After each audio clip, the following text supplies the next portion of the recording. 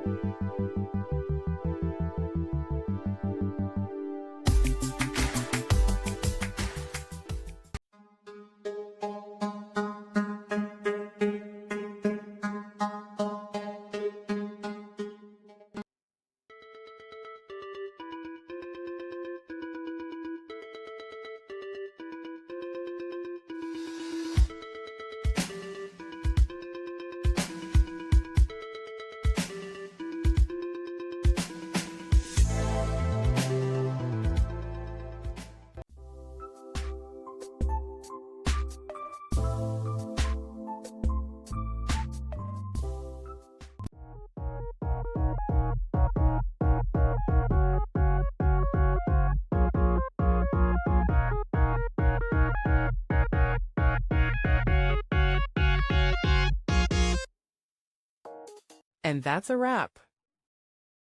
I hope you found the answer you were looking for. If you did, take a second to hit that subscribe button. It really helps out. And let me know in the comments which solution worked best for you. See you next time in the debug zone.